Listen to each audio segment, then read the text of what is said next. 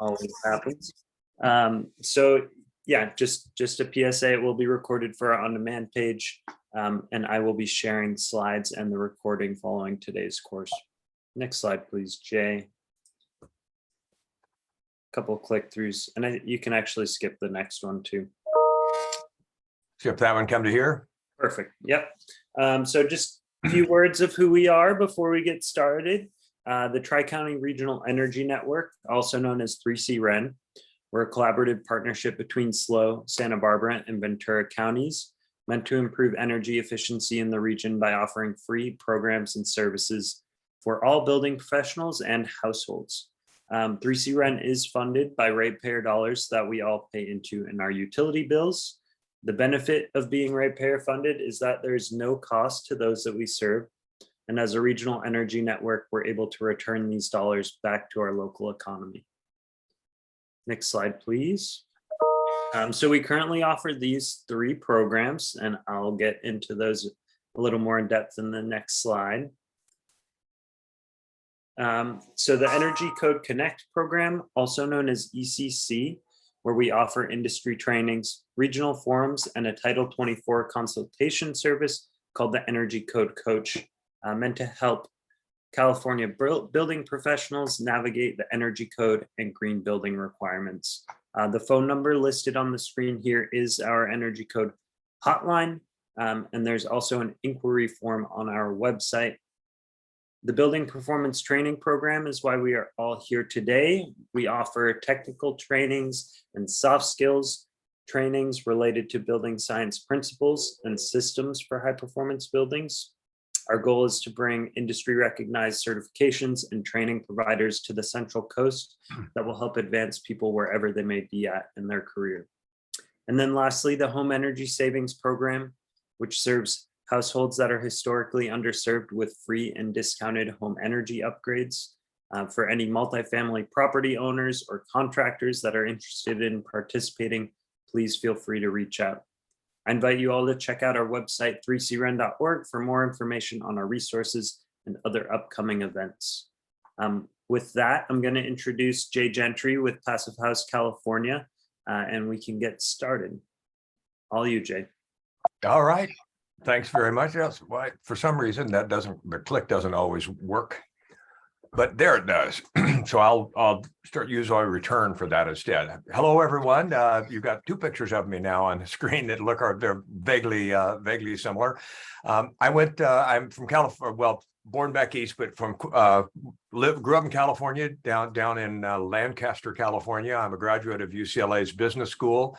I'm the Vietnam age, so I didn't, at the time when I graduated from college, you didn't pick whether or not you went in the military, you picked which branch of the military you went in. So I was in the Air Force. I was an instructor pilot, an academic instructor in the Air Force. When I came out, I was uniquely qualified to do anything that I wanted, as long as it was be a salesman. So I sold and managed for a couple of companies, Xerox and a consulting company called Traytech.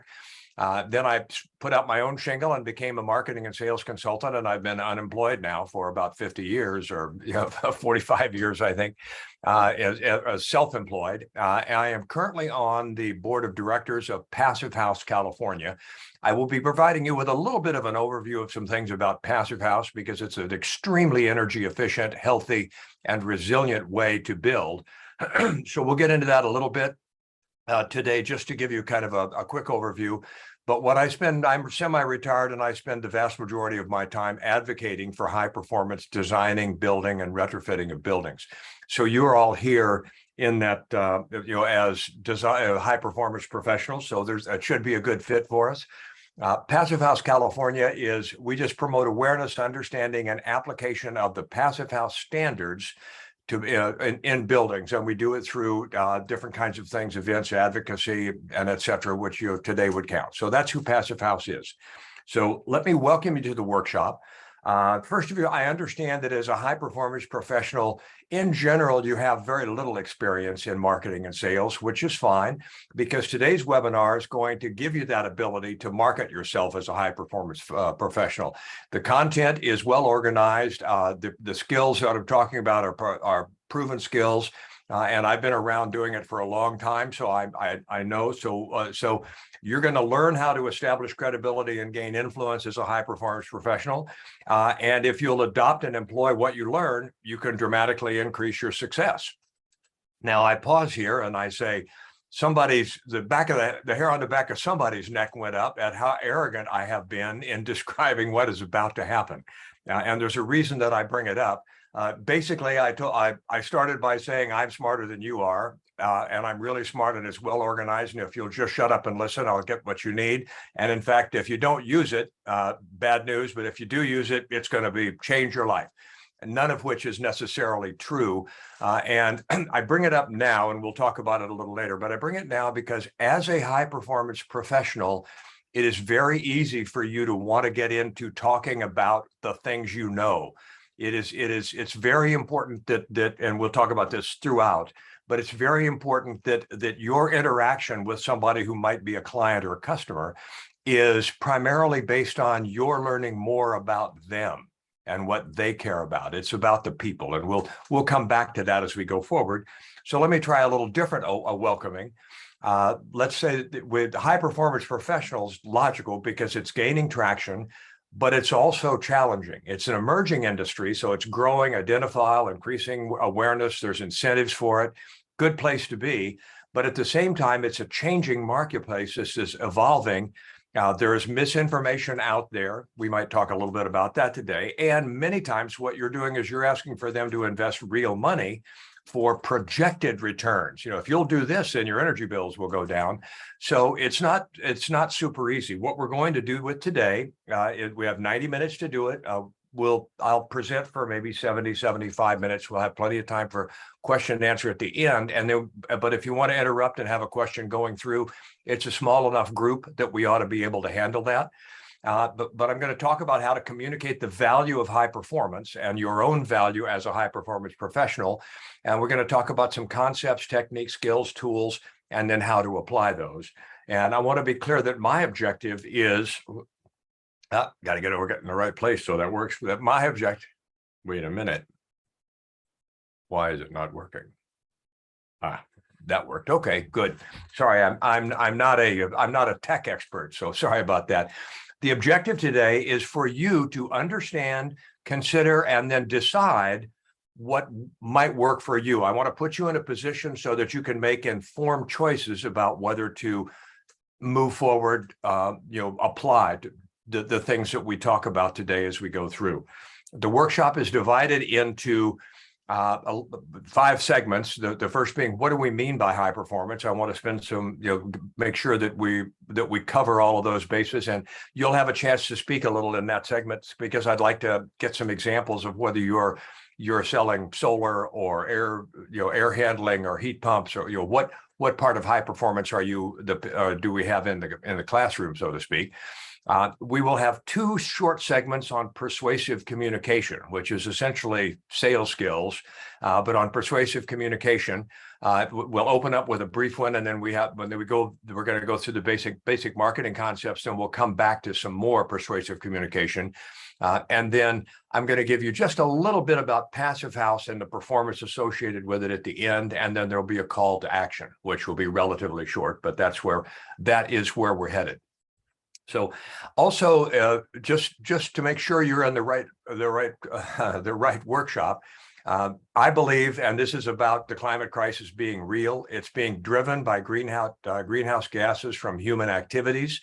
Embodied and operational carbon from the built environment are major contributors. So what we need to do is maximize the energy efficiency, minimize embodied carbon, and shift to all renewable energy as soon as we can. And we need to go fast, and we need to go big time. Unprecedented action is required. And thank you for being here. Thank you for being high performance professionals, because you are a part of that unprecedented action. The UN warns us that we face catastrophic warming if we don't really get on board and take this, in fact, they call specifically for unprecedented action.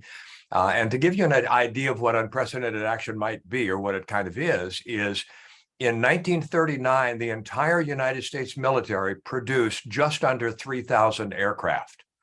And by the end of, or by the middle of 1944, we were producing 3,000 aircraft every 11 days. That is the kind of unprecedented action that it's going to require to roll through and accomplish the things we're doing. So thank you for being there and a part of it. Just so that you know it is something that's possible, I like to use the example that in 1961, President Kennedy said, we want to commit ourselves to landing a man on the moon and returning safely to Earth by the end of the decade. And by George, on July 20th, 1969, Buzz Aldrin walked on the moon and returned safely to Earth. So that's what, that is unprecedented. We have a decade to get to certain numbers, and the bill that Biden is going to sign today is a great step in that direction, but we need many, many more, and we need to get them around the world to take place.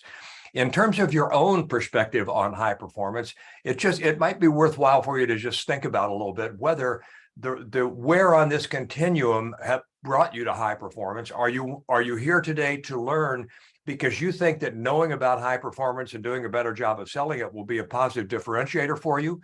Or are you here defensively thinking that, hey, if I don't learn more about it and if I'm not better at it, I'm going to lose credibility and my business is not going to be as successful? Doesn't matter which you are. I just want to acknowledge that there are probably a skeptic or two who's needs to do it and wants to do it, but they're doing it out of defense as opposed to saying, I want to be the front of the parade. Today we're going to talk. These are the things we're going to talk about, and I wanted to point out the little text bubble or the little graphics that are on the right.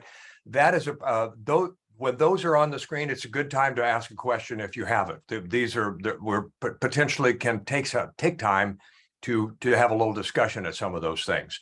This first one, we want to just take only about 5 minutes to it. But if you would take a moment to think about this and raise your hand to complete the sentence, I am, and I'm a solar person, or I'm working for a window company, or whatever it is you're doing as a high performance professional. And boy, at the end of today, if when I shut off and walk away in an hour and a half, I'm going, wow, that was just what I wanted to learn. What will it be? So I'd love to know what you are hoping to learn today. And by show of hands, I'll get Ian to call you up to tell us what your role is. I'll be taking a note or two, and what your aspirations are for today. Who else? Anyone out there want to participate? Hey, I'll start. My name is Preston. I'm a project manager for a general contractor. And I guess I'm just interested in, how to kind of convince people or, tell them the benefits of high performance without like overly bludgeoning them with data or things like that. Terrific. Thank you very much. Anybody else?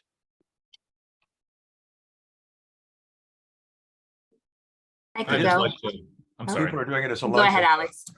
I was just going to say, I'd like to second what Preston said. I'm a developer with a general contractor, and I think today would be perfect if I could figure out how to convey the value of high performance choices and making high performance choices and building a home. Again, without the need for over analysis or too much heavy data. Excellent. And my name is Mike Davis, and I work with both Preston and Alex, and I agree with what both of them had to say. So succinctly saying what we need to do to our clients to convince them to go this route. Okay.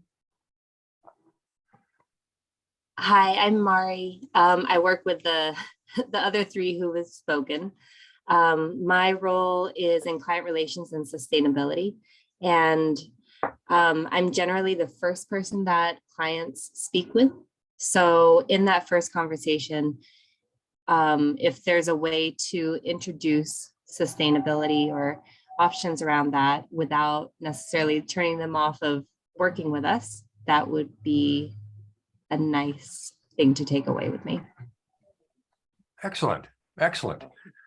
And everybody doesn't have to speak. Does anybody else want to speak, or have we got a group together, and then there's some others.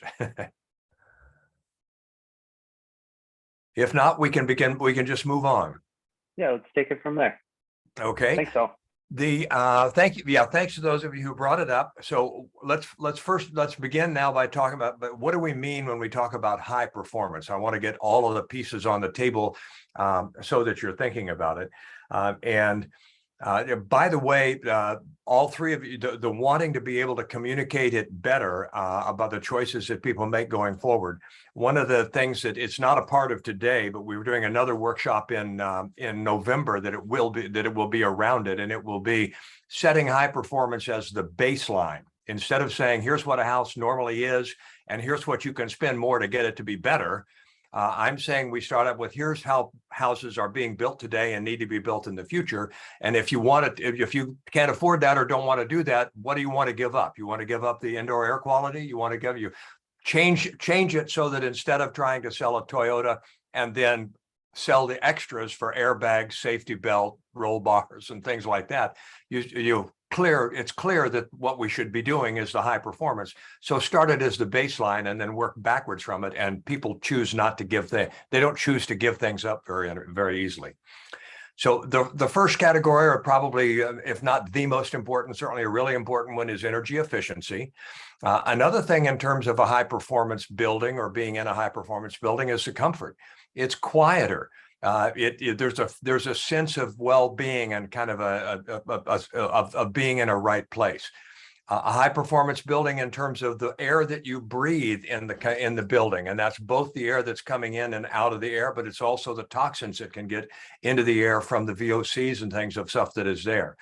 Resiliency, I want to spend a little time on that. We'll talk more about that as we go forward, but resiliency is another high performance. A high performance building will stay warm longer if it's cold outside and you lose power, or cool longer if it's hot outside and you lose power. It also, there's other pieces of resiliency.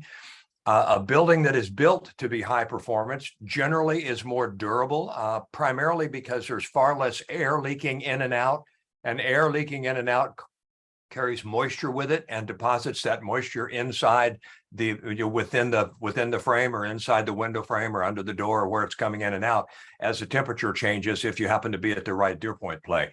Okay, so passive or high performance homes tend to be more durable, and there's less maintenance because there's fewer things that go wrong, but also the systems that you use are generally smaller, and we'll talk about that as we go. There are some environmentally responsible tactics that you can use for high performance. And of course, the first one is to be more energy efficient, but electrification, the elimination of fossil fuel combustion in a home or in an area is there.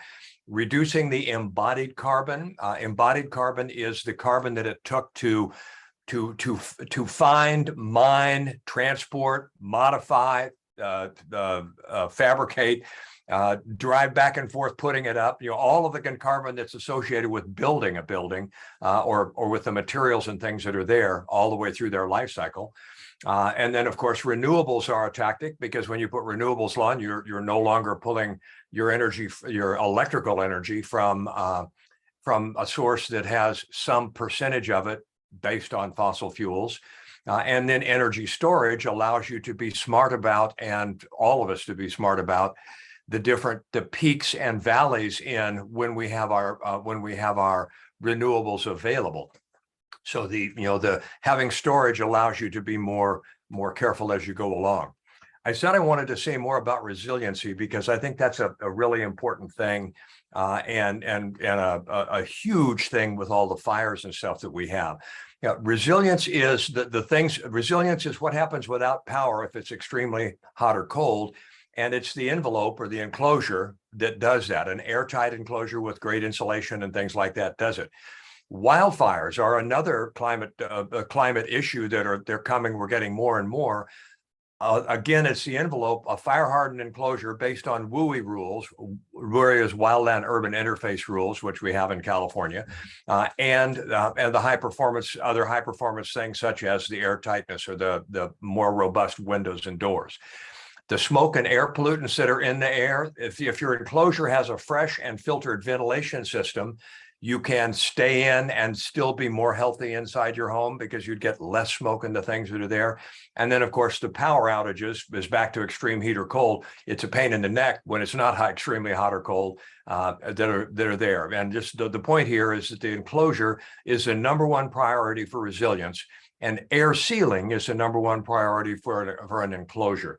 And to give an idea of another way of thinking of resilience, a small plane like a Cessna 172, if you're cruising in, if it runs out of, if the engine fails and you're without power from 3,000 feet, or excuse me, from 3 miles up, around 20,000 feet up, a small plane like a Cessna 172 can glide about 20 miles in any direction to find a place to land. An airliner, because it's going faster and it is more streamlined as it goes, can go actually about 50 miles. But a glider can go over 200 miles. The same thing is true. A normal home, if it's 40 degrees, if it's 70 degrees in the home when the power goes out, but it's 0 degrees outside, a 1950s home only takes 8 hours to cool down to 40 degrees. A 1980s home, about 24, and homes today, a couple of days, but a passive house goes for more than 6 days. So that's not just that you're not out of power necessarily for 6 days, but if you are, every day you can warm it up during the day because you have access to things and taking showers and stuff, or cool it during the day if you have the ability to do that, and it'll stay more even. As the temperature does this here, I can't get my in front of the right camera. You're inside a well-designed home, a resilient home. You still get the swings, but they're smaller as it goes through. A couple of more things that I think are interesting to talk to people about. The idea being that efficiency is really the first renewable. If you add renewables to a house, let's say you've got a 2,000 square foot house, and this is 100% of your energy usage, and you decide to add renewables to cover 50% of it, that's terrific, because the renewables that you're using, the half of that energy that you're getting is naturally replenished and carbon neutral. In fact, you're not purchasing it from the grid, so it's costing you extra. So another catchphrase that is used is the least expensive energy is the energy that you don't use because you don't have to buy it. But the importance of efficiency in a home before you get to renewables has the same kind of impact. If you have a home and you build it to be the same home, you build it to be, or you remodel it to be 50% more efficient, then you eliminated 50% of that energy you had to get from the grid. So you had the same result from getting energy efficiency that you would get from putting on solar panels. And in fact, now if you add your solar panels, you'd come back to 0. So when you compare the relative outcomes, the essential, the just being efficient is the same as adding renewables based on the, it's the same concept, and you have to make the math work to do the other things. One other thing that's math oriented that I think is worthwhile to share with you is when you're getting ready to put in and you're building buildings. So let's say you've specified a Zinder heat recover ventilation system, which is 90% efficient, but the contractor, and you are the contractor, so there are contractors here, you know of another one that, hey, it's 80% efficient, but it's considerably less expensive. It seems like it would be a small loss. 90% to 80% is not a big drop. It's a small difference, but the end you need to look at is the other end, because you just went from 10% of the air that you're going to have to reheat and circulate to 20%. So you wound up essentially doubling the load that's there. So you want, this to just be sure you don't get confused in terms of getting a little bit better. Is look from the 100% in backwards to get an idea what the impact is, because this is 100% impact going from 10 to 20%. In terms of sustainability, we initially began to think about it. We had the Environmental Defense Fund, Greenpeace, those were there. Then we got to choose it. And in California, if you're in California, you're using LEED and Cal Green, which is from Build It Green related to Title 24, Energy Star. These are all prescriptive things, and do this and it's this much better.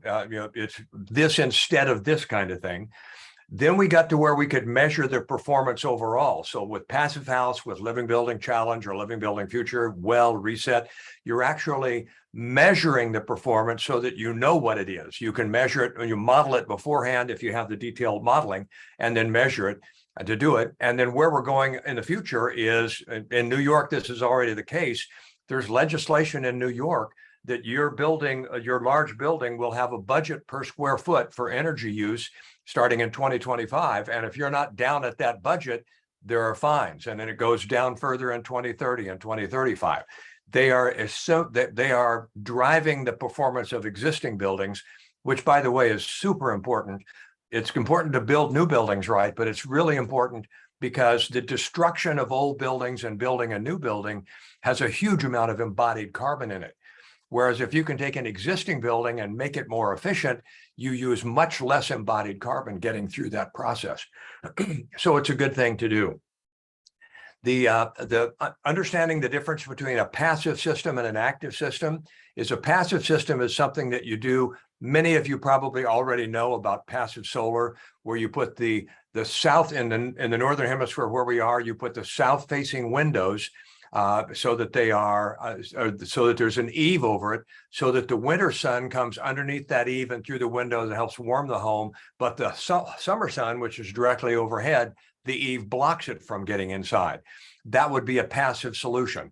This is also passive in that here's a thermos that is, that you can keep your coffee hot in all day or your iced tea cold versus the coffee hot. The other is something that requires constant power to keep it hot all the way down until when it burns the last little quarter inch and you notice it by the smell in the office. So you go and fix that. So in terms of sustainability, and it's for the sustainability person, you should do anything that you can do that is passive, that once you do it, it works, whatever, and it just goes on working. Anti-lock brakes or airbags, or if it's a system that is there and it works with it, works as needed. Active systems are the second thing you should do, and then you go to renewables third. And unfortunately, many of your solar suppliers just try to offset whatever your energy usage is. They try to give you the solar to replace it, when in reality, it makes more sense, both economically and environmentally, to reduce your energy usage first. And add the more things that you can do that are passive as you go through and you do it, the smaller the active systems get to be. I'm getting another set of coffee delivered by my bride. Thank you, dear. The natural order of decarbonization, and there's a lot of word out there now about decarbonization, and that is the Decarb Coalition. That's electrification, and the things that you do, you would make a building as efficient as possible with as little embodied carbon as possible, then go all electric, and then clean energy to get to zero carbon. There's an implied order here, but the reality is that decisions are all made in the beginning about how efficient the building is going to be, what you're going to do about embodied carbon, whether or not it's going to be all electric and clean energy. If it happens to be a retrofit, you want to maximize your achievable efficiency, or at least learn what it is. And then you can back down if you need to economically. But if you plan aspirationally for what is possible and back down, you get a better result than if you say, hey, we got this much money, let's get new windows. That'll help. Doing it in a piecemeal manner doesn't get you the same level of impact for the dollars you spend. So with existing buildings, you then go all electric and go to where we are there. So that's kind of an overview of efficiency and some things that I think are important. Are there any questions at this point, or can we go on to the next segment? Any hands up, or anybody have a question from yet? All right, then we'll be going on to the elements of persuasive communication, part 1. And just in order for you to sell high performance, or to be a high performance professional that is successful in convincing people to do it, you have to be able to find the right customers and engage them. You need to learn what they care about. You can't just come in and say, you shut up, I'm going to tell you what I can do for you. You need to learn what they care about, and then make that connections between those priorities, preferences, and needs to what you have to offer in terms of your own knowledge, experience, and expertise. it's a bigger deal actually to give them clarity regarding what they care about. They don't think about high performance in the ways that you do because they're not a part of it at this point, wherever they are, whatever they've done, research they've done. So if as you're going through the process, they recognize that they're getting smarter as a result of working with you, it builds your credibility. What do you do in terms of reducing risk, causing fewer problems, getting better outcomes? What is it you sell that delivers high performance? Those are the things that you need to make connections between and what they really care about. So I'm going to a consultative selling process. So you'll have the idea. We're not going to go all through this, but we're going to touch a couple of places of it today and a few more in November. But the single most important thing is your ability to learn about your customer and what they care about. And that's a strategic questioning process. And we'll talk a little bit about some elements of that today. Before that, of course, you get prepared. You don't just show up and try to sell something. You learn about them and you do things to be ready to sell them something. You open the conversation, and we'll come back to that in a little bit. Then you have strategic questionings there. And then you have to develop your value proposition and present it or propose it, handle any objections that come up, and eventually gain agreement. I call it the sales core process is called it closing, but that sounds like something you do. And the way to sell is to gain agreement that you're headed in the right direction. That process builds trust, credibility, and rapport. And there are tools and templates and examples and things that can help you do that. So let's go to the client decision-making process. This is our customer decision-making process. This is something, there's been a lot of study done on this. And it's from a marketing standpoint, because we're talking about marketing yourselves as a passive house or as a high performance professional. From that standpoint, this makes sense because this is what goes through the brain of the person you're trying to communicate with. I have a need is the first thing that they recognize. If in the steps toward making a sell me one of those, I have to need it. I need information about it. What we generally do when we need information these days is we go to Google, we talk to friends. You're thinking about a new pickup truck, but you don't want to go talk to a salesman right away. That's not going to be the right thing. You want to learn about it first.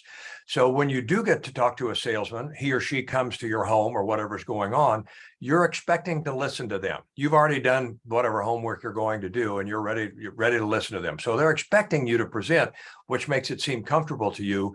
But the next decision that they make is I will share information, and they only make that if you ask questions. So when they're listening to you, if you bring up the questions, that really helps you drive through to where you need to go. The person who is asking the questions in a conversation is the person who is controlling the conversation, not the person who is presenting information. So they'll make that decision that I will share information. And at some point along the way, they start realizing, you know what, because I'm sharing information and this person is asking me questions I hadn't really thought of in that order, I'm getting smarter. In fact, I like this person. I would potentially buy from this person or from the person that they work for. And then ultimately you get to, I will buy this now. I will commit to X. The barriers you're overcoming, and this is important for your trifolds and your flyers and your brochure and your website, the barriers you're overcoming to get people from, I wonder who they are, to I'm going to buy something from them, are no need, no trust, no hurry. If I don't need it, I'm probably not going to buy it. If I need it, but I don't trust that you and or your company are going to deliver on the promises that you are making, then I'm going to be reluctant to go forward. And even if I need it and trust you to do it, whether or not I should do it now remains a question. Should I talk to somebody else as well? So that's the client decision-making process that we deal with. And in fact, it is no need is the critical one that's there. So if you measure your success in total bases, we are in the middle of baseball season now. If you want more total bases, which is a way of describing it, if you're all high performance professionals trying to convince people, if you get in front of more prospects, you don't have to get better at being a salesperson. You'll sell more. If you talk to 20 people instead of 10, selling the same percentage will double your output. That is the marketing part. That's the marketing piece of it. Marketing is about getting you to more of the right people with the opportunity to talk to them. If you look down under batting average, that's the sales process. And we're going to only talk a little bit about some places in that today, but we do have some persuasive communication things that we're going through. So let's take a look at some basic marketing concepts, methods, and messages that go through that we go through. And again, this is targeted. Something, and this is just a slide that I don't give you any tools for this necessarily, but this is a slide, I think, a way of thinking. And because at least some of you are part of the same company, this would be a good way to look at it, is you make a plan for what you're going to do in terms of finding new business or whatever kind of initiative you're on. You analyze and you allocate your human resources and financial resources to the plan, and then you implement that plan. And then after that, you measure and track what's happened. Did it work? Did that money I spent on the billboard out on a Little League field attract any customers, or whatever else I was doing from a marketing perspective? Measure and track it, and then make adjustments so that over time you can optimize it. If you're not thinking that way, and you do think this way when you're building a house, or it's the way you think, but in terms of marketing your business or marketing yourself, a lot of times we don't think about analyzing and planning and looking for ways to make it better and testing them and seeing what works and going forward. So I think this is a good one. A question for you to be thinking is, could you, and you don't need to say anything now, you can raise your hand if you want to, but the idea is, do you know who your ideal clients are, or your prospective client? Who would you like to? Boy, if I could deal all with these people of this age and this income, or whatever it is, do you know who they are and what makes them ideal for you? That's an important thing for you to know.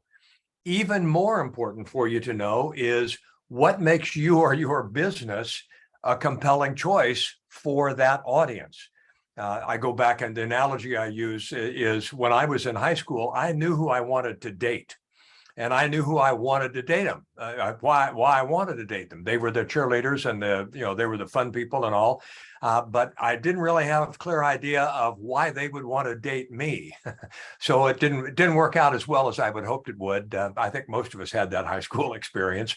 But the idea is, you need to understand who you want to sell to and who you should, and then what makes you the right choice for them. You can also analyze, do you have a sufficient flow of the clients that you want? And if yes, what is it you're doing that's letting that happen, causing that to happen? And if you don't, what do you think is getting in the way of it? This gets back to your ability to plan and modify those plans. So the value of these is just that there are questions here for you to ask as an individual or a company that can help you narrow in and be more of a rifle shot than a shotgun approach to the marketing that you're doing. You can also do the same thing if you happen to be a builder or a developer. You can ask the same two questions about your project. Why are these projects ideal? What makes us right for those kind of projects? Do you have the desired mix? If not, if yes, good. If no, why not? It's just a smart way of thinking as you go through. And this is kind of like taking your business and looking out from that business. I'm going to suggest that you also look into your business. And you see here, there's time for questions if you want. Looking in, what are the things that your firm does best? And instead of asking, what are the things that your firm doesn't do well, ask instead, what are the gaps, barriers, or bottlenecks that get in the way of your doing your best? Look for those things that you can eliminate. And we're back to plan, implement, measure, and modify to optimize. Looking forward is another thing. It would be interesting if you're all managing some sort of, even your own individual or group businesses. What do you measure and track to know whether you're having a good week or month? How do you know? Or year? If you had a dashboard that provided the measures of how well your firm's business is performing, what would be on that dashboard, or what is on the dashboard if you have it? Do you have any strategic initiatives that are underway or under consideration? Those are good questions to ask yourself or your company, and as you go forward. So if there are questions, we can stop and take them. I'm going to go into a couple of forms that I'm providing in case you guys to help you with some things. So if there are no forms, if there are no hands up, I'll move forward. And there are two forms here. One is called a SWOT analysis, and that stands for strengths, weaknesses, opportunities, and threats. And it's a way of analyzing your circumstance, your business about, boy, I'm really personable, but I don't know this much about what I'm trying to do, or those kind of things. And then the second is an opportunity analysis and action plan. And the idea is to, you know what, I think, let's say, for example, you're here because you're a plumber.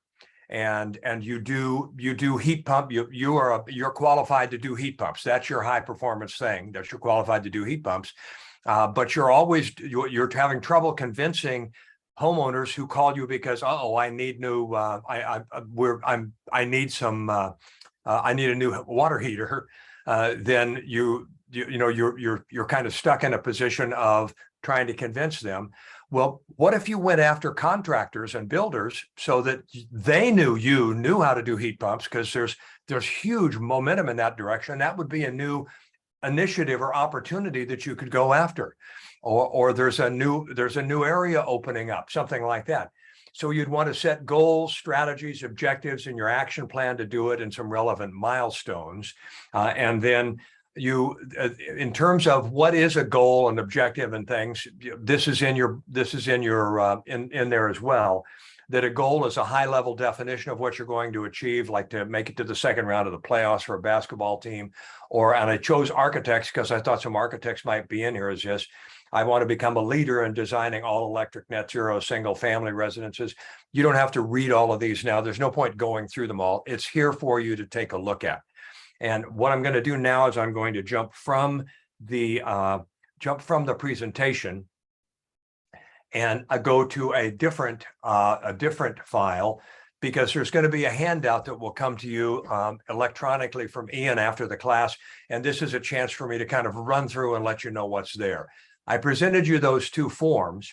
First of all, one thing I would say is, in terms of using forms, we all resist it. And I say that you should always use a form if it either inspires you to do a better job of planning, or if, because you've done that plan, you're better able to communicate your plan to your boss or your potential client or whatever it is, and or if you do a better job of executing your plan. If writing it down and using a form or format helps you do better at figuring it out, communicating it, or doing it, then do it. Otherwise, don't bother. So the fact that I'm giving you some forms here I'm not trying to make you a formaniac. I'm just letting you know that the forms can potentially help you. So what I did we don't need to read this now, but what I did for the SWOT analysis is I wrote a little bit about it, and then I put what you're looking for, the strengths that you have and how that works out, the weaknesses, the bottlenecks, the barriers that get in your way, opportunities that you can get from capitalizing on your strength or recovering from your weaknesses or other things, and threats are things going on like depending on what happens in the next election, life's going to be different for a lot of us depending on what can get done. So threats are things that you don't have control of. When you look at the opportunity analysis and action plan, also in here is how you would describe the opportunity, putting the goals in there. There's some information to provided for you on that. And then here are the planning. Here's another page where you have a clearer look at the these things, and it is a Word document, so you have access to them. You can pull them out if you want to. And then I've got another. We'll come back to this, but I'm going to flip through this so I don't have to come back to the handout again. I'm going to talk to you about how do you plan for the big time meeting that you have, or the meeting that you have, like the contractor is going to be there, and two subcontractors are going to be there. The performance advocate, they're going to have a bunch of different people in the meeting. This is another form that helps you plan and make sure the meeting is going on, as well as define the activities associated with that afterwards. I'm going to give you some suggestions on how to make presentations. And again, those are in here, so you'll have access to them. And then after you come past the This is the appendix now. You've got all of those forms are now here blank for you so that you can use them and deal with them. And they all are Word forms so that if you do things like from this place here, if you hit tab, you wind up with another row. And that's written down in how to do that. I'll go ahead and erase them so they're not there now in the master. But I wanted to show you that. I'll go back now to the PowerPoint. But I wanted to let you know that that is coming. So I'm not going to explain them in a lot of detail here. You'll get my phone number and email though, so you're welcome to contact me afterwards. I spend the vast majority of my time trying to make the planet or keep the planet inhabitable for my great grandchildren. So anything I can do to help on a time available basis, I'm available to help and to do that. So let's go back up to this to the big picture, and we've seen those. Let's come back here to number at bats. This is we're still in marketing now. Now we're going to talk about a few more marketing concepts that I think will be worthwhile for you. Segmentation, targeting, and positioning, STP. It's a 3-step process. Segmentation is to look out at the universe of possible customers and clients and break it down in logical ways. People within 10 miles of me, people who are between these ages, people, we'll talk further in more detail about it. And then select which of those are the ones that you'd like to spend your time going after, because you've built all of the sunrooms that you want to, and you've become kind of the sunroom builder. Then you want to get back to doing major remodels or things. So you select the people you're looking for, and then you optimize your services and the way you present those and put together your marketing materials and messages so that they communicate and differentiate your capabilities, experience, and commitment based on what the segments you have chosen you believe care about. So with a little further detail on each of those, you can segment by demographic factors. It's easy to find out the age of people in neighborhoods, size of families, their income. You can look demographically for the kinds of people that you're looking at: married couples, single people, renters versus, anything demographically. Specific needs or priorities that they're in an area where they have bad air quality because they're really close to a freeway, or there are things that give them specific needs and priorities and preferences that you can decide or figure out. Geography is a primary thing because it's hard to do business successfully if you have an hour drive on the beginning and the end of every call that you make or every time you get together with them. So geography fits there as well. And the key to the whole thing is that you can identify them, and then you have a way of reaching them. So when you target the target segment, you want the group that has the high percentage of your ideal clients and projects. That is their personal and financial profiles, their needs, and their point of view. And again, that's logical and it makes sense.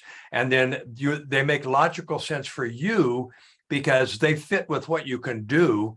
They fit the picture you have of who you like to work with, and they fit with your aspirations for where you want to take the company. So that's how you decide on the ones that you target, and then when you position them, you position yourself and you talk about. You put in your materials, you put in your flyers, your trifolds, your brochures on your website, the needs that you meet, the problems you solve, and the opportunities you provide to the particular client base that you're looking for, and then you put in there how what you offer reduces their risk, makes things go faster and easier, provides a better outcome, or provides some sort of superior value. So that is segmentation, targeting, and positioning. You do it one client at a time for sure, because you're trying to get those clients when they come to the door. But thinking about it beforehand is the marketing element of it, so that you get to the right place in the right way. So let's go and take a look now. We're going to go forward to the elements of persuasive communication and the second piece of it. I said that if you're going to raise your win percentage, that's the important, that if you can get more of the right people to talk to you, that's excellent. Now we're going to help you raise your win percentage a little bit, as they are the right people, because the right people will respond much better to the questioning process and the things that you do. So let me ask you just a rhetorical question, and you think about it and answer it in your own mind. Why do homeowners or businesses choose to engage with you as a high performance professional? What is it about what you do? And I will tell you that most of your minds went to the things you're smart at, the things you're good at, the stuff that you're best at. Why would you not go there? Well, the reason you would not go there is because the stuff you're good at is not the reason that they decided to do it. They decided it because whatever it is you do meets a need they have, or solves a problem that they have, or provides an opportunity that they would like to have. So the answer to why people choose to buy is because they think it's a right decision. They think it's a good idea. It's going to provide value. It is a smart choice. So if you only get one thing out of this whole portion on persuasive communications, get that your job as a communication professional is to communicate the truth so that your client gets in a position to make right choices. This, you don't get to manipulate and sell if this is what you're doing. You have to sell the truth. But if you're in the high performance world, selling the truth is going to be way more successful for you than anything else. It's also important that you, we talked about this. It's also important that they trust you. So they've got to believe that you're a good person that's going to help them. So in terms of your credibility, the things you need to know are, you need to know about your products, what it is you sell and how to fill out the order form. You need to know what results your product or what impacts your product or service will have or can have on people so that you can solve those problems and capture opportunities as you go through. You need to know who your competition is. What are their other options? And sometimes there's another option that'll be better for them than you. And it's up to you to be honest with them about it, because your job is to put them in a position to make right choices. So that's not a bad deal. But the top box, and you would imagine what it is the more you know about their situation, needs, problems, priorities, objectives, goals, resources, the more you know about them, the better able you'll be, the better your credibility will be, because you're talking to them your credibility is a product of your expertise and your perceived intent. When you are the expert, but you're asking them questions about what they care about, you are communicating both your expertise and your perceived intent.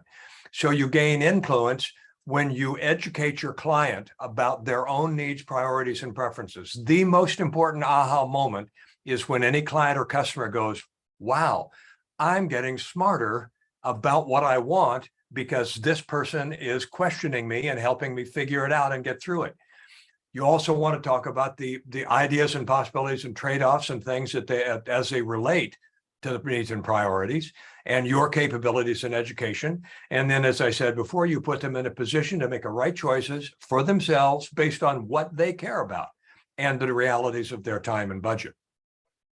So that's there's, just so that you know and have at least what my direction and what my belief is that needs and wants, which are less important, are things that are required or would be nice, like 3 bedrooms, 2 baths, room for a piano, and this has to do with building a house. We need a wheelchair ramp, want the laundry room close to the kitchen, want the master suite separate because we got little kids and we want not the, the noise, we don't want to go back and forth. We want the vaulted ceiling, and I put plus, plus, plus here. But all of those things are things that your clients already know about and tell you about if you ask them. Priorities are the things that enable choices between alternatives. Oh, what? Spend a little more money, but get a little bit, but to get this, or gosh, in order to do that, it would save money, but I'm going to lose. Where you make the changes and priorities associated with environmental responsibility and healthy indoor air quality and plus, plus, plus, the things that really drive it. Healthy indoor air quality, for example, is a huge driver in getting people to make the decisions to do more efficiency measures and to make their houses more healthy, et cetera, when they go through. And the preferences are how they like to work. How do they want to contract? When are they going to make a decision? How often do they want to meet? Those kind of things.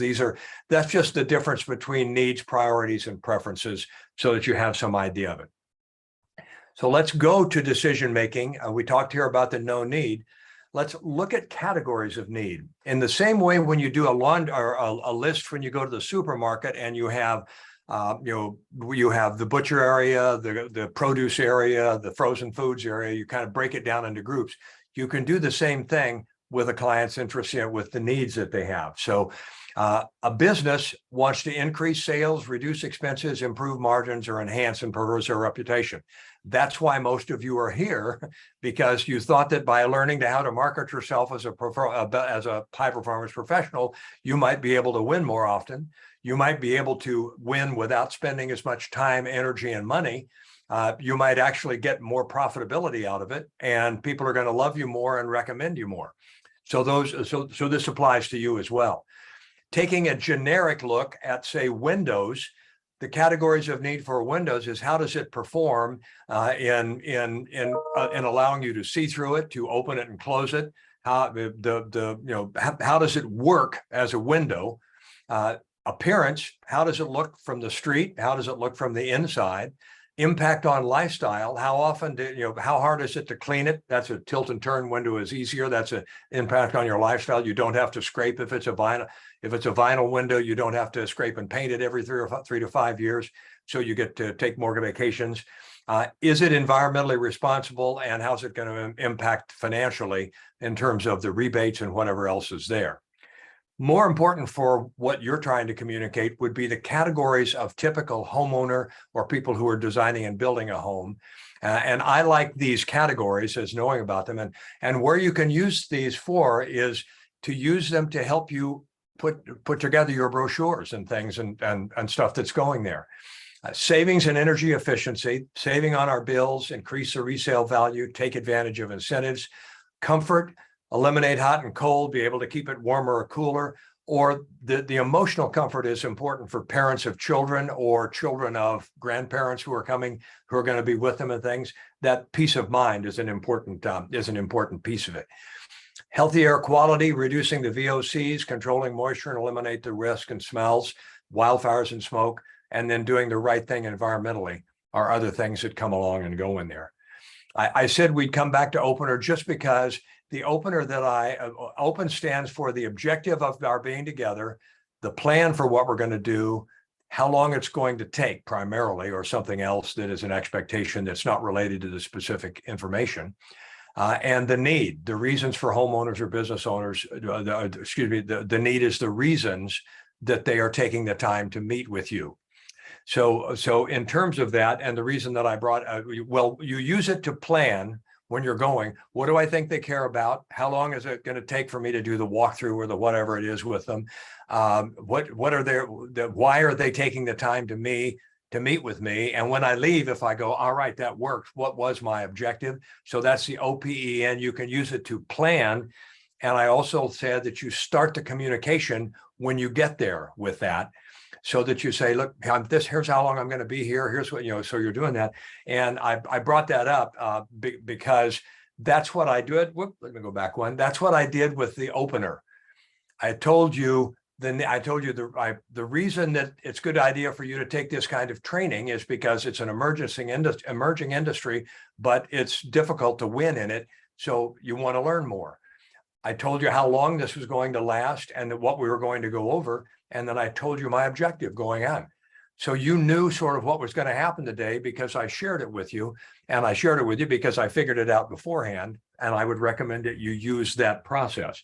In fact, in terms of planning for an important call, I suggest that you put down who's going to be there, what your objectives are for the meeting and what theirs might be, what they need, why are they taking the time to meet with you, how the meeting is going to flow, information you want to get, information you want to present, projects and things you needed, or products, stuff you need to take with you, and your opener, that's the OPEN that we just talked about, and then the follow-up actions.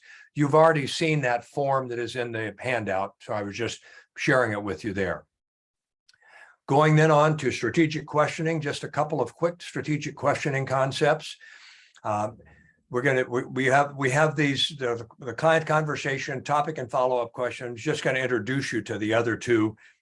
They'll come at a later time, but I'll remind again that the person asking the questions is the person who is in charge of or who is controlling the conversation. So in the conversation, I suggest you introduce a topic, ask an opening question, Then you listen to the answer, and depending on what the answer is, you either ask a follow-up question to learn more, or if it doesn't seem like it's going to go anywhere, you loop back and ask another topic question. And then when you get in it, you just stay in this loop of learning more until it's time to ask the next topic question. So when you, by the way, this is what you already do. This is not a magic sales technique. This is when you were thinking about getting a new pickup truck, or buying that new TV, or getting an air purifier for your home, or whatever you were talking about. When you went to look for it, you ask your friend about how did you like it? How do you like your new pickup truck? And if they said, "Oh, I love it off-road and it's pretty good in town," you don't not ask the question about off-road versus pretty good. Well, I mean, you're listening to the answers, and that's how a conversation goes. So you do this all the time. It's not stressful to be a salesperson if what you're trying to do is make them smart enough to make good choices. It's just a conversation. And so you can do that.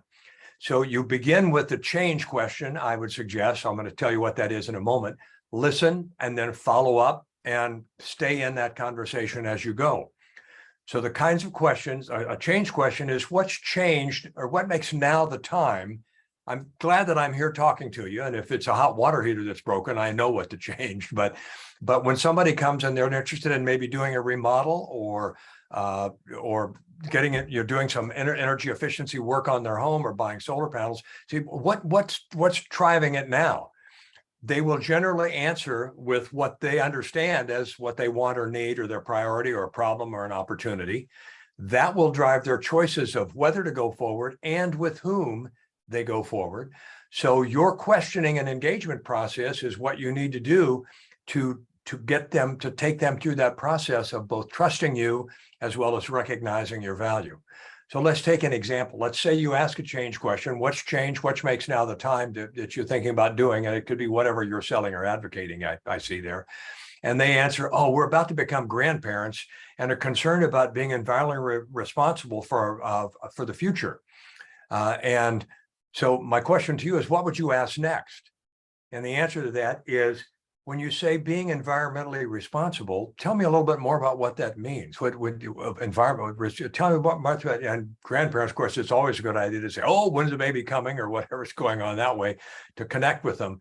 But learning more about what they say, here's the clue, is being environmentally responsible. You'd love for them to talk about things, because they might know 2 out of the 5 things that you know.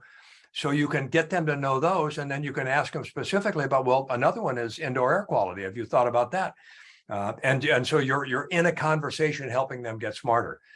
Another, what if when you ask them the change question, they say some friends have or just did what you're advocating, and they're really happy about the results. So what would you ask next there? Well, I would suggest you ask, when you say they're really happy, what are they really happy about?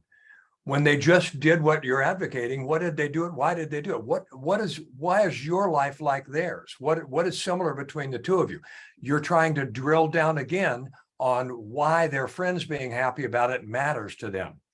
Another question would be, they could say, "Oh, my grandfather's moving in with us, and we want to make our home safer and more healthy for him."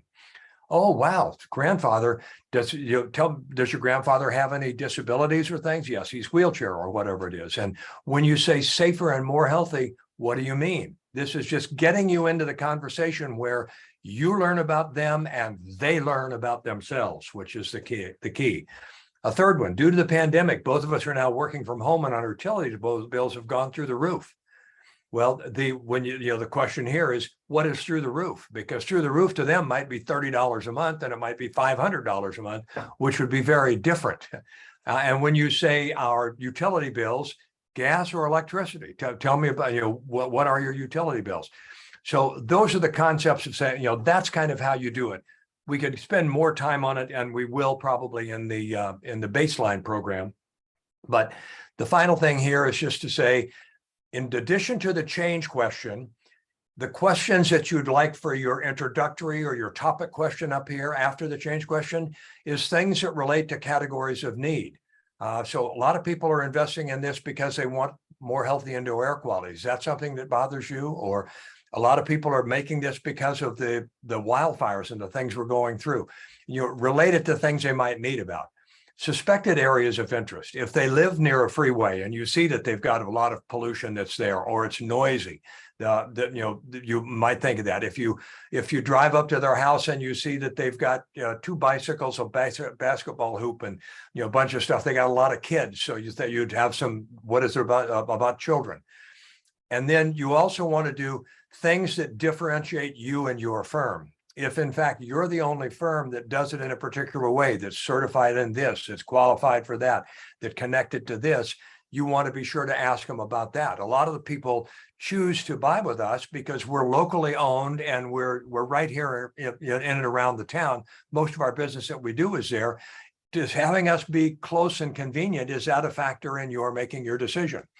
So that's just how to use that going through. If you were to do it as an earn to learn question, I did that exact last example. An earn to learn question is just by giving them a reason that you're asking the question. There's a growing urgency to reduce greenhouse gases from building operations. Does that fit into the priorities for your dome, or would you like to know more about that? You've set it up here by saying something to tell them why you're telling them. Or in recent years, we've been paying more attention to indoor air quality because of all the wildfires and things. Is that something that we want to factor into designing your home? X is an important factor in something, and depending on who you are and what you are. Again, these are just ways during the earlier interview. A lot of my customers that I talk to do things that set up why you're asking them the question you're asking them, instead of that you're just drilling them. So we don't have time to go further into that, but it is a concept, and I explain it further if you want to give me a call. And the last is problem, cause, impact. Anytime you find a problem, your value is in the solutions that you provide. So when you uncover a problem, ask, what do you think is causing it? And they may know what's causing it, or they may have an idea of some things that are causing it, and you might be able to provide further expertise to them. Oh, it's really drafty in the upwind side of the house. And so what it's causing, those windows are leaky. What it's also caused, by the way, because all of the windows in your house are leaky, and as the wind blows over your house because of your attic vents, your house is being constantly depressurized. So that wind coming from the windward side isn't blowing around the corners into your house. It's being sucked into your house by the wind that is, by the pressurization of your house is being sucked out by the wind going over the top of your house and depressurizing over the roof and on the downwind side. So what's causing it gives you an opportunity to be smart. And then ask how it's impacting them. And they say, we never go in this room this time of year, or during the seasons and things. You get to be in trouble there. So how's it impacting you? So you would do that. Last thing to go here is in terms of the stuff we're working on, and this applies to number of at bats and to batting average, because when you get a chance to talk to somebody, this is where you can use this. Most of you probably know that a feature is a character of a product or service that's you can see it and it's easily demonstrated. The function is how it works to provide some benefit. The benefits are what the customer gains from having it. And the need is more fundamental. It's what makes it relevant. If the benefits of a stopwatch are not very big benefits if you never have opportunity to use a stopwatch. So I use an analogy to a cup here. I say you've got a great cup with a handle, and the way we used to sell it is you say, hey, this is a cup I'm selling and it comes with a handle. How cool is that? That's not a very strong way. So we learned from Xerox and IBM and Procter & Gamble back years ago, feature function benefit, where you say my cup comes with this handle, which allows you to hold the cup without actually touching the cup, so you can drink your coffee hot in the morning or your tea really hot without burning your fingers. How cool is that? And that's way more powerful than just saying my cup comes with a handle.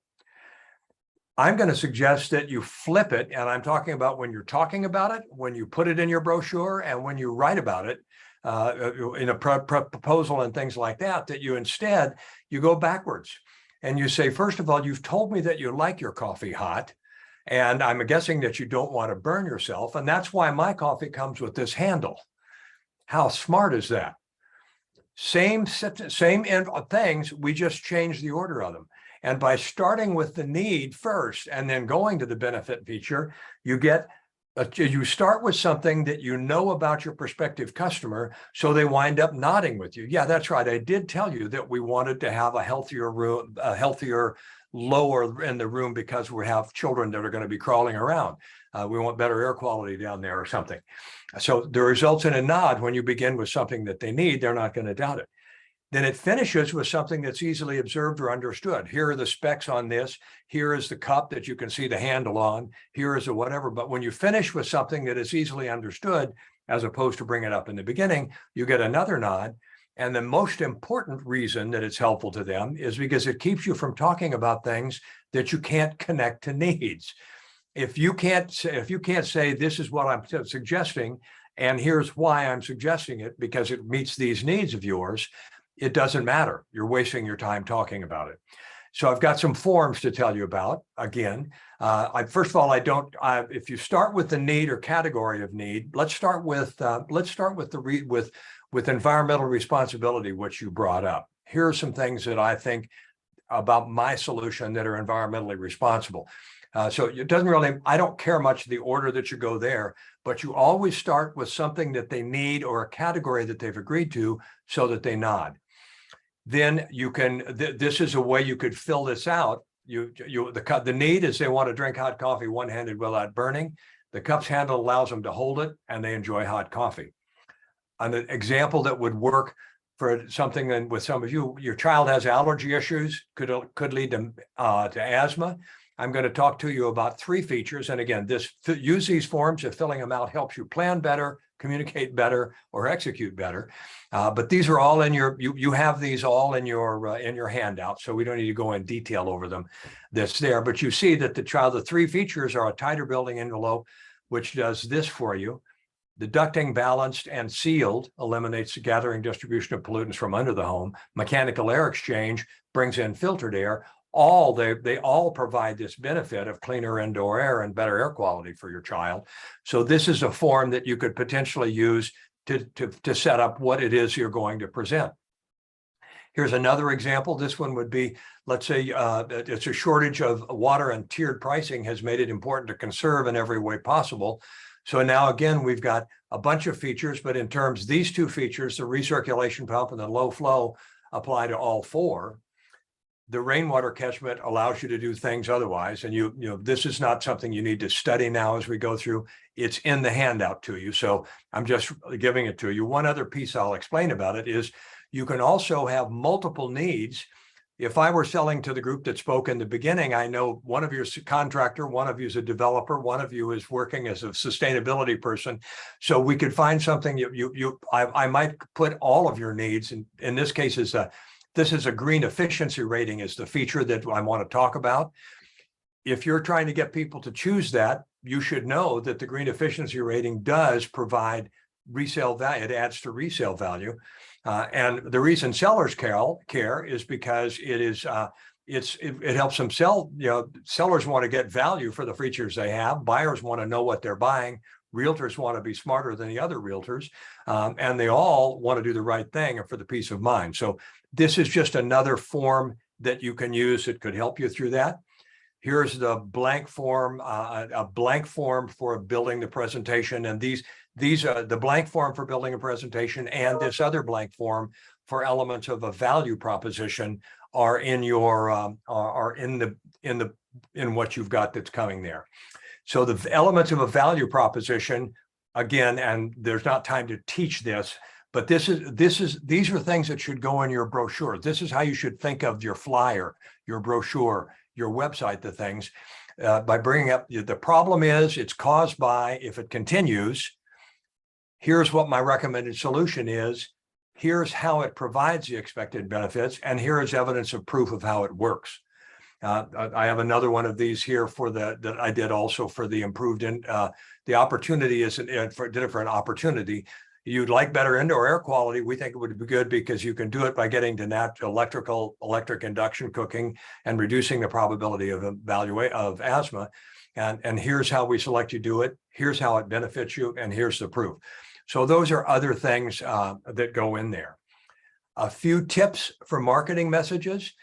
It's about the people, not the product, project, or service. So your brochure should always start with something like, are you experiencing this? Or are you having trouble? Or a lot of people are having this, something that causes them to nod.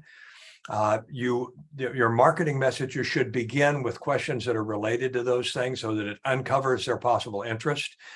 Connect your capabilities of service to those things. So we said on page 1 that these things are important. These are things we hope are important to you. On page 2, here's how we deal with them. They didn't turn to page 2 if when they read page 1, they didn't care about any of those things. Consider the elements in unfolding order of the presentation, putting it into, so here's a need, here's how it works.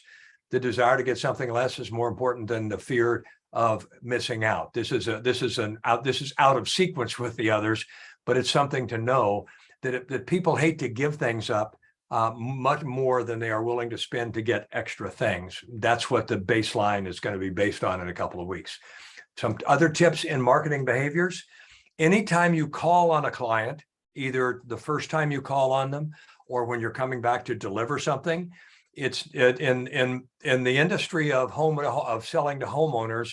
If you go 5 houses left, 5 houses right, and 10 across the street, and when you're delivering something, when you're knocking out, whatever what's there, put in there a door hanger that says, we're talking to people across the street about this. In case you're interested, here's some information. Here's a refrigerator magnet with our information on it.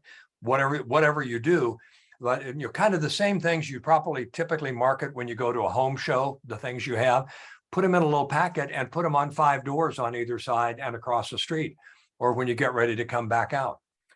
If you don't have signage, the yard signs that you put in before and after a job, I'd recommend you do. If you don't have things on your company vehicles, I would recommend that you do.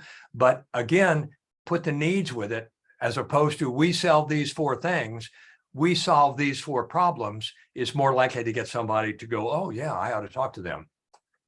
Make relevant observations when you arrive in the neighborhood and business. Don't just go. I recommend you go a little bit early to any call so that you can just do a quick drive through. And you in the window business, you see somebody has a bay or bow window that they haven't thought of, the new people that you're talking to. Look for things in the neighborhood. You can say, boy, your house is the best maintained house in the neighborhood. I can tell you really care about it. Or just learning some relevant observations. And then when you finish the call, whether you sell something or not, or even when you come back later and you deliver whatever it is, ask them, what else can I do for you? Or who else might be interested in what I've already done for you? That's getting your referrals that you go there. So we're now coming to the last part, and I lied to Ian. I practice these, and it turns off. I'm slower when I do it in real life than when I practice. Some useful phrases for you. Quality is more than the absence of defects. It is the presence of value. People think of quality as, when they buy down to here, they'll choose the Sub-Zero refrigerator. They perceive and do that with the stuff they choose, but then they allow their contractor to build to minimum legal requirements. Code minimum is acceptable. Code is the minimum acceptable. It's a pass fail. It is not the presence of value. It's the absence of defects. They're not always absent. Those of you in the room who are contractors know that you can provide the mechanical ventilation with bathroom fans that run 24/7, but all they do is depressurize the house. They do provide continuous inflow of different air that was in the house, but it comes from under the house and in the attic and places you don't care for. So it's not really solving the problem, but it is checking the box. Performance is an element of quality. People don't think of that. They think of the quality as the things that they see. Performance is often behind the walls and in the mechanical room and places like that. So getting people to think in terms of how well something performs as an element of the quality has been helpful to me as you're going. And future-proofing your home or building, the code cycles are getting more and more strict. So if you're doing if you let us build your home to this better standard, your home is going to pass code when you sell it in X number of years. This is where we're headed. Another thing that you can do there. The building blocks for passive house performance. very quickly. Passive houses arrive. The UN has recognized it as a model for developing world, as a global standard, because it is so much more energy efficient. It can be a little house. It can be a multifamily. It can even be a city block. This is in New York, 655 units and 750,000 square feet of mixed use space with a school and things. That entire city block will operate on about half the electricity and or get natural gas. It's going to be all electric in New York as well. Only about half the energy that whole city block would if you didn't go to passive house standard. Here's a picture of the building actually being built. The building blocks of passive house are the airtight envelope, so that you have control of the ventilation and stuff that's in there, and you're not heating air that is blowing outside when the wind blows 3, 4, 5, 10 times an hour.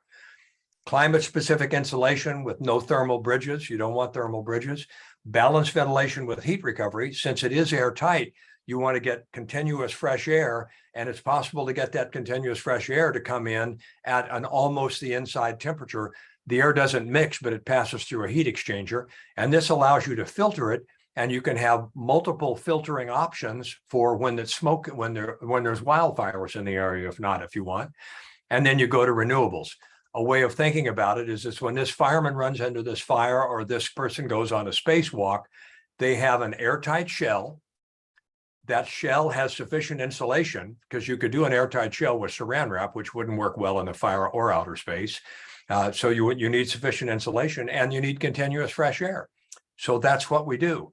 And my last point is that you don't have, when I say passive house, I'm not saying get rid of LEED and go passive house. Passive house can be integrated with the other things. It is the most affordable way to get extreme efficiency, air quality, and resilience. It's the most aggressive reduction of energy consumption, so it makes the path to zero carbon and zero energy more predictable and less risky. And most importantly, it integrates and works synergistically with LEED or WELL or Cal Green. And because the passive house sets the bar higher in terms of efficiency, air quality, and resilience, it's a smart thing to do. So that's my pitch for passive house. Coming to the call for action. Now that you know more, do more. Hopefully you've learned some things today. And as you just Maya Angelou's quote is the right thing that's there. I did say, I did mention to you yesterday or earlier, we had the slide about the unprecedented action. I want to acknowledge again that you are part of the unprecedented action. You're in the high performance industry, and thank you for being there. I suggest that you stay up to date on what's coming and what's going on. Look for opportunities to get involved, not just in your organization, but in your community or your jurisdiction. If you happen to be a person that works for a county or a city or a jurisdiction. And the critical steps to success are education and getting these pilots to happen, doing one. When you build your first house that is really, really efficient, be sure to, while you're building it, have people come in and take a look at it, and then afterward, make it available. So when I'm suggesting that you be the difference, the only light in this picture that's actually lit is the one that's you, but it's lighting the lights all around it. And there is my contact information. If you would like it, I'll come back to this and we'll leave it there for the Q&A in a moment here. But I have one more thing to say, and that is that in November 8th, we're doing another hour-and-a-half workshop, a lot similar to this, and it's going to be on setting it up well, you can read what's on there. And again, you'll get the slide deck too, so you can read it. And I've kind of run out of time. The idea is to position it, as I said early on, position what you want to do as the baseline. This is how we ought to do it. Oh, you need to do it cheaper? Okay. What do we want to give up? And get on the list of what they're going to give up. People don't give things up when you do that. So I'll now go back to the thank you and my contact information so you can find it and see. And we can take questions, and I can stay late if we need to. I apologize, Ian. I really thought I was on great timing, and then I concentrated on being relaxed and going through, and it still took me too long. But any questions? Any other questions?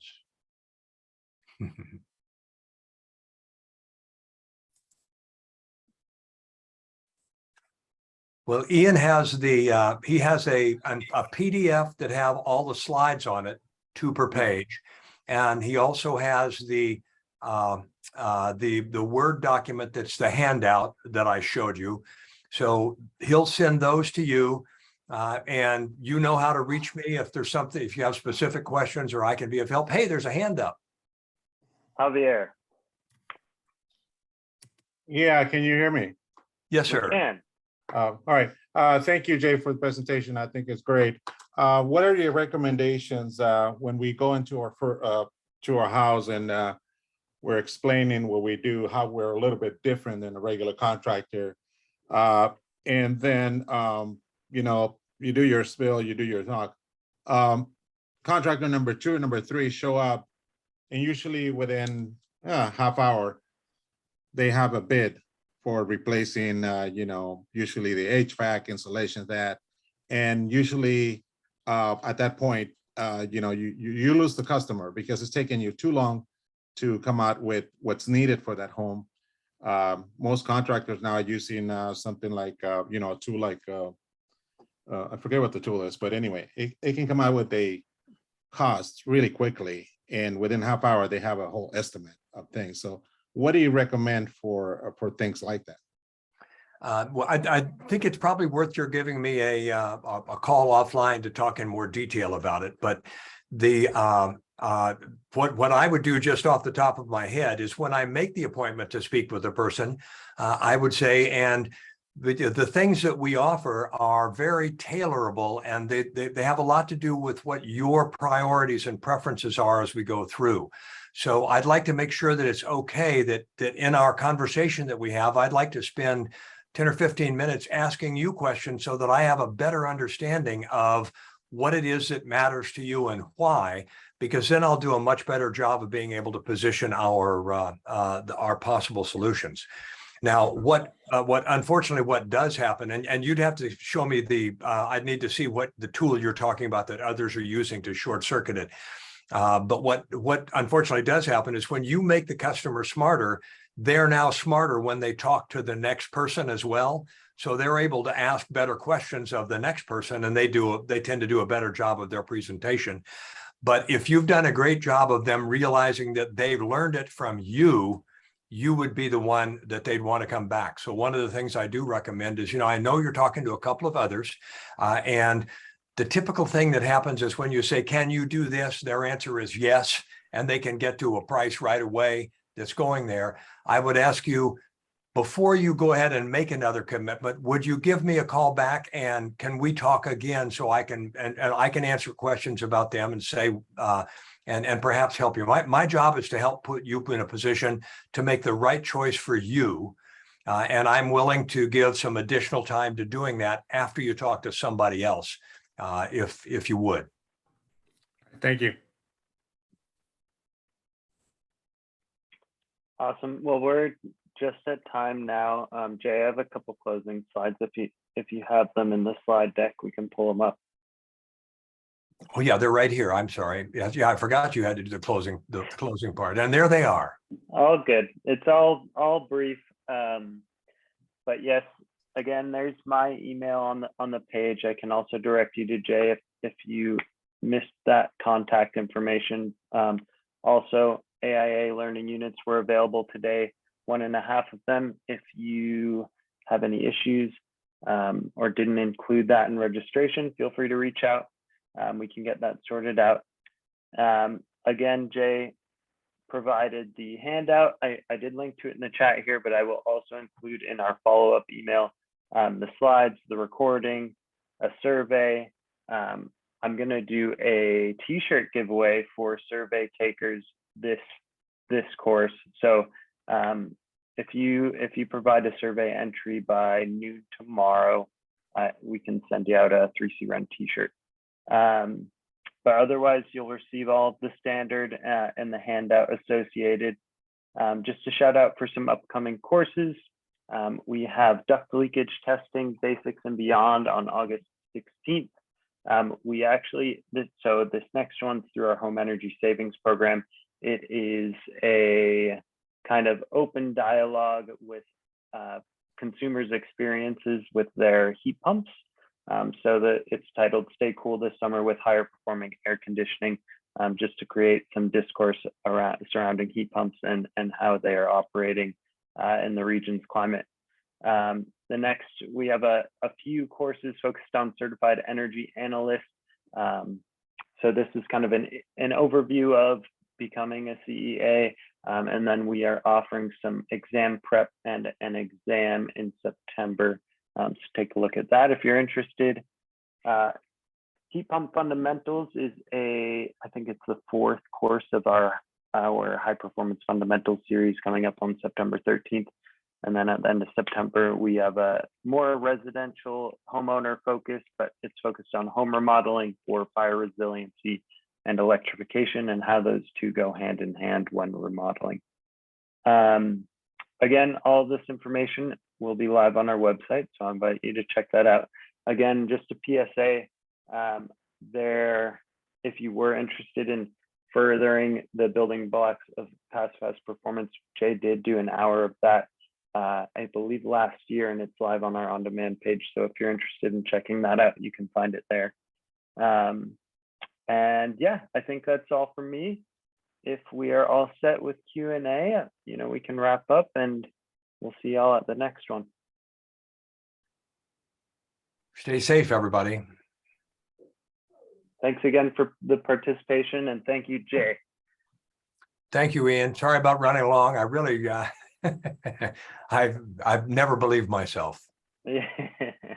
All good. Hopefully it was all valuable, and there weren't a lot of questions as we went through. So probably, hopefully people are taking notes or getting what they need. Yeah, I think, and the handout will provide some of those answers. Yeah, I'll be back in touch in a few weeks. We've got those other things that we talked about, but I have the one coming up in November that I'm be ready to work on. Perfect. All right. Okay. Well, thank you all. Enjoy the rest of your day. Thank you, Jay. Bye-bye.